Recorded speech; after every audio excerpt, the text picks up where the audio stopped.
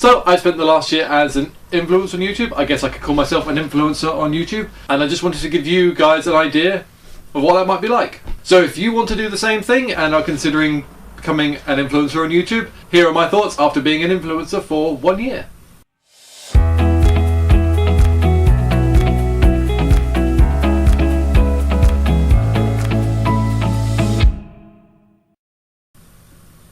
So at the beginning of this year, I set up myself a goal to make a video every week and put it out to you guys.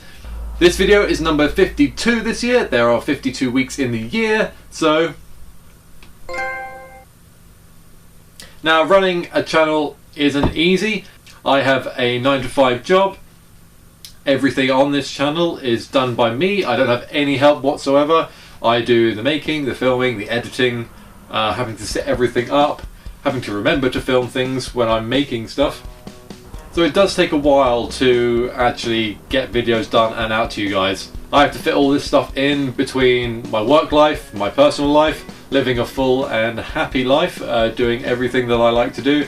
So if you want to do a channel like this one, if you're going to be a regular contributor to the channel, you've got to put aside that time to actually be able to make content. You can't just make something really quickly and throw it up and hope it gets views. You have to have the time commitment, otherwise your content will suffer and you might not get the reach that you want. But yeah, I guess I've chosen quite a tricky topic for my channel. Well, it's what I like to do, so it's perfect for me in that sense. I like to make things and then I can show you how I do it. Other channel topics might be a bit easier, not to slag off other channels. Channels like reaction channels, all you do is react to other people's content. Not to slag off reaction channels, I'm sure a lot of work goes into it.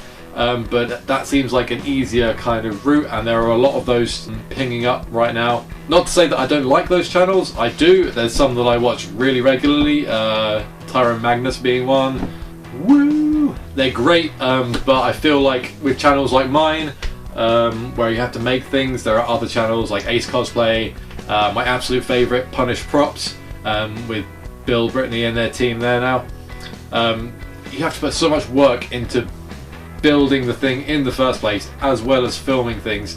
It's just, I feel like, a different level of commitment than, for example, a reaction channel.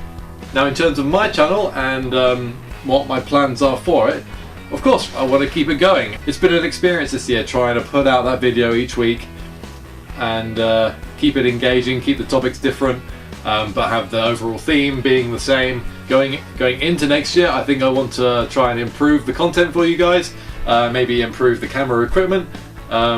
It's not bad, but I think it could be better. I may invest in a better camera. I want to improve my tools, of course my own skills as a prop and costume maker. You can never have too many tools. I have a few cosplay plans for next year, which I will tell you about soon.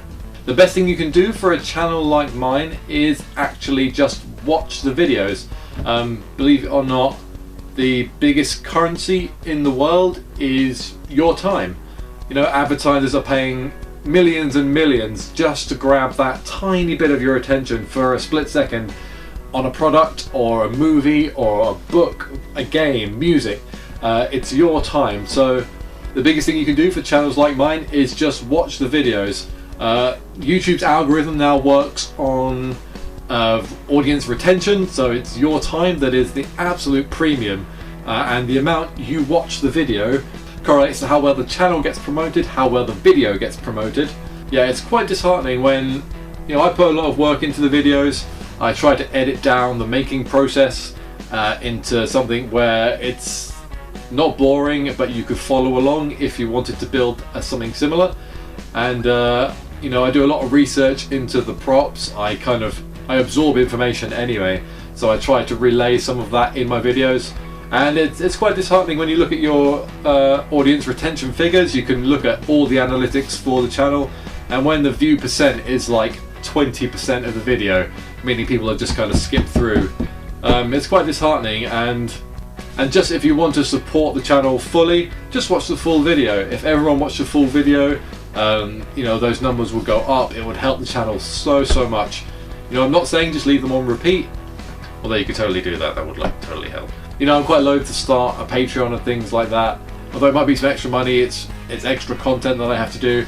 I get no returns from YouTube. I get no money. from YouTube or anything like that. Everything is funded out of my own pocket, so it's a lot of work and time just to make a video for you guys to watch. Eventually, hopefully, the channel could be monetized, and that would mean there would be adverts on the videos. No one likes adverts.